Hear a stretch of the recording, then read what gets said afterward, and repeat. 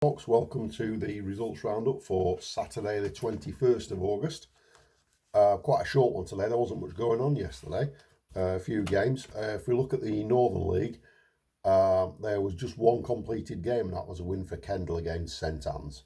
Quite a thumping win for Kendal there. All other games are abandoned, and that was 5 points each.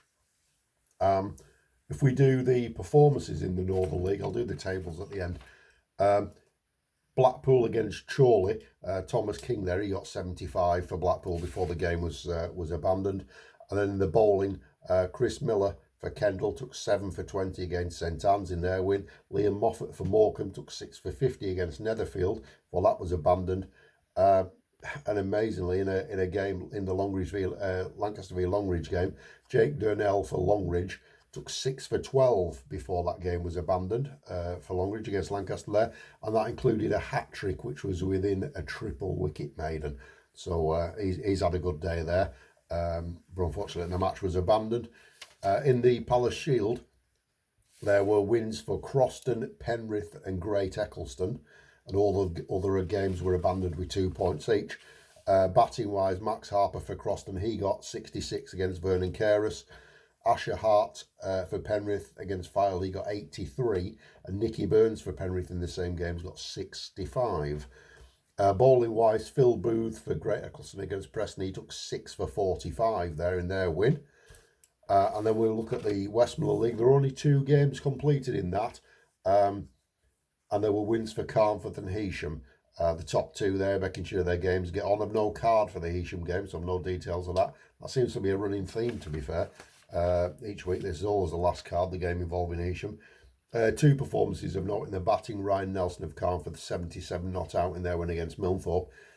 Done well to get a game in there. I was there actually, I left early because I didn't think there was going to be much chance of the game finishing, but Ryan finished 77 not out.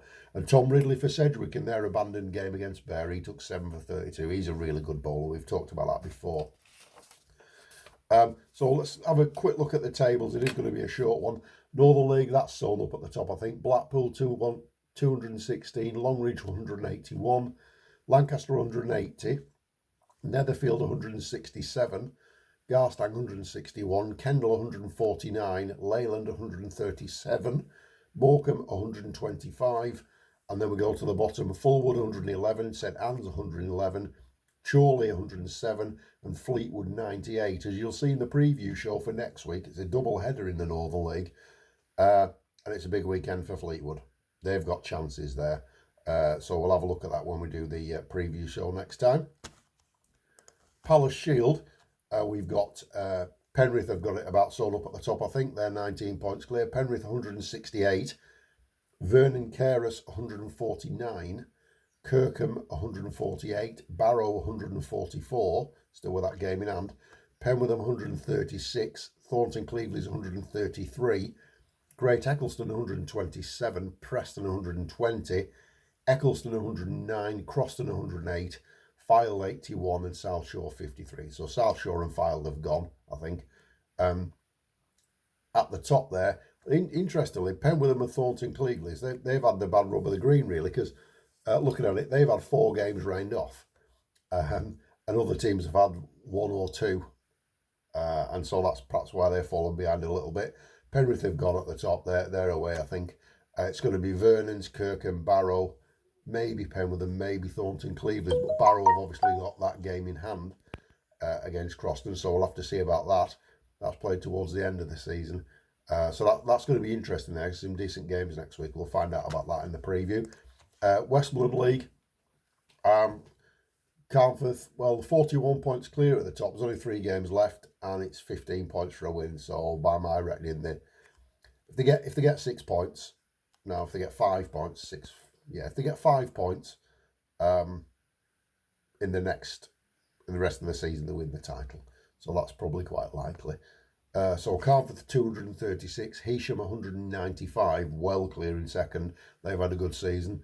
Shire's Head 161, Arnside 160, aging Arnside, Westgate 152, Sedgwick 150, then a massive gap of 41 points to Wharton 109, Milnthorpe 109, Trimble 106, Burneside 95, Sedbergh 94 with their half a season, Silverdale 68 and Bear 63. So the bottom two are fixed there, I think.